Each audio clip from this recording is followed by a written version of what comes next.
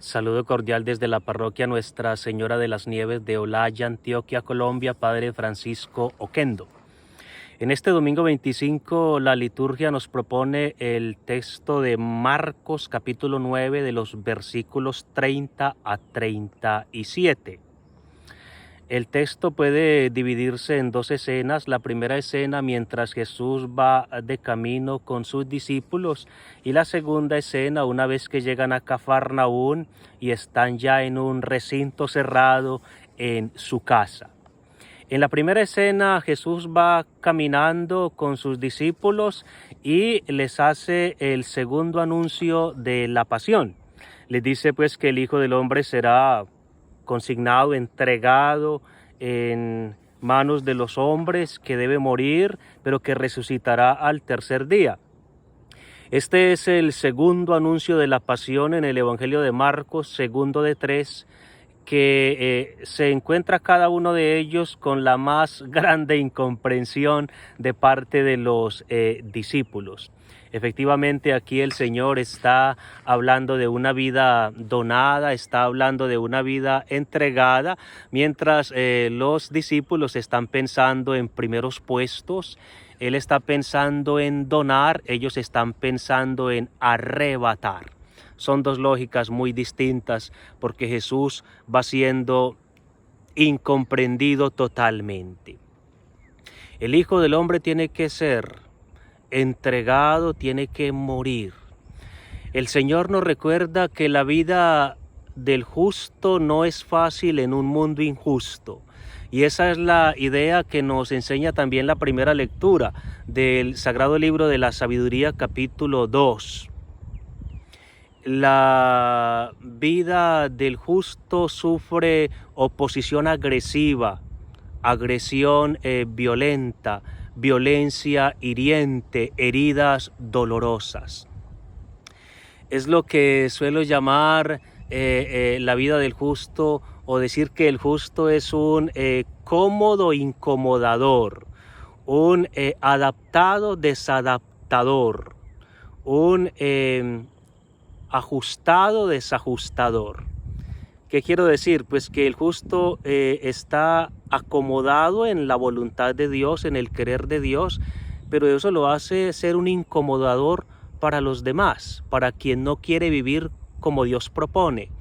Que el justo está adaptado, ajustado al querer de Dios, pero eso lo hace incomodar y dar fastidio a quien pretende construir un mundo no solamente sin Dios, sino incluso contra Dios. Dicen que la inteligencia sea la capacidad de un organismo de adaptarse a su medio. Pues bien, desde la fe creemos que hay un nivel de inteligencia superior, la capacidad que tiene un ser humano de adaptarse a la voluntad de Dios, al querer de Dios, eso que las Sagradas Escrituras llaman la sabiduría. Es la dificultad fácil de la vida del justo. Dificultad porque su vida está llena de contrariedades, oposiciones, persecuciones y hasta muerte, martirio.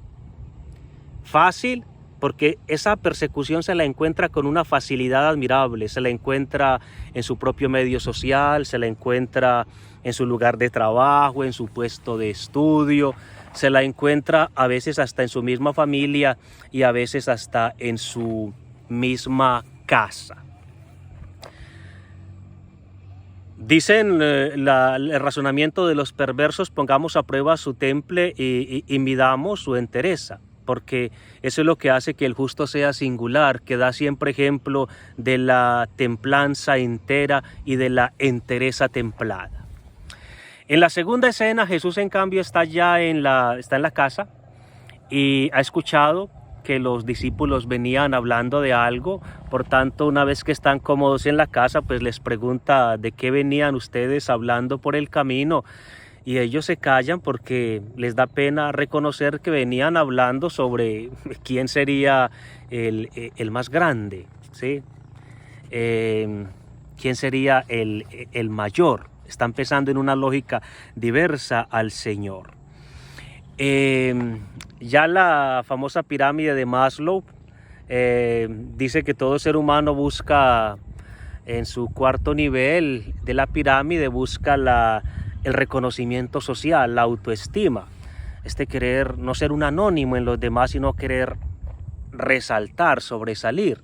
Es seguramente un deseo del corazón humano, pero que no puede convertirse pues en la norma suprema de la existencia, y no puede llevar a una vida que busca la cima pasando encima de todos.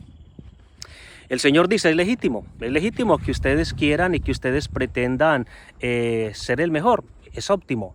Les voy a enseñar es el modo de hacerlo.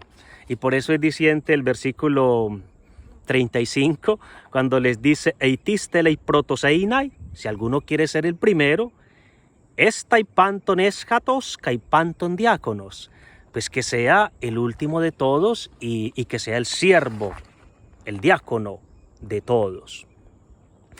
Esa es la propuesta del Señor. Nos enseña a crecer en pequeñez, a servir para reinar, a ser los últimos para poder ser los primeros. Qué lógica tan distinta a lo que propone hoy el mundo. Pero esa es la lógica y ese es el ejemplo del Señor Jesús.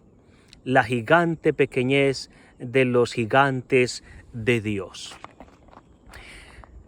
Luego hace un gesto bellísimo, se sienta porque lo que tiene que decir es una enseñanza esencial, principal, fundamental para la vida de su comunidad. Asume, por tanto, digamos, la posición del maestro. Él se sienta para dar esta gran enseñanza. Llama a un niño, habla con los gestos, hace que los discípulos formen como un círculo y pone en medio de ellos a este niño. Luego lo abraza, es decir, el niño se encuentra en medio de dos círculos, el círculo exterior formado por los discípulos y el círculo interior formado por los brazos de Cristo. Así Cristo coloca como centro de su comunidad pues a los niños, que los niños en la época eran las personas que socialmente pues no contaban. Gente que no tenía valía social, gente a quien todo el mundo podía mandar, comandar, dar órdenes. Pues bien, el Señor nos recuerda que el centro y corazón palpitante de la comunidad son esos, son los pobres, los descartados sociales, los bastardos de la historia, la gente que no cuenta. Esos han de ser el corazón palpitante de la iglesia, es lo que llamamos la opción preferencial por los pobres. Qué bonito eso. El Señor nos dice, el centro de la iglesia son ellos, son los que se hacen pequeños, como Jesús, que para colocarse al nivel del niño ha debido doblegar las rodillas, rebajarse, vivir allí una kenosis para poder estar al nivel del más pequeño. Qué bonito, el Señor nos dice, estos son el centro de la iglesia, las personas que se hacen niños, que buscan la periferia. Qué distinto esto a veces a nuestros procederes en la vida de la iglesia. Nos falta mucho todavía, porque a veces pensamos que la persona humilde, mansa, que da un servicio, viene como subvalorada, dejada al margen. En cambio ellos son el centro palpitante de la iglesia, ellos son el corazón de la iglesia. Un cuerpo no vive sin corazón y la iglesia no vive sin estas personas del servicio humilde y de la humildad servicial, que están al centro precisamente porque libre y voluntariamente se colocan al margen, en la periferia de la iglesia.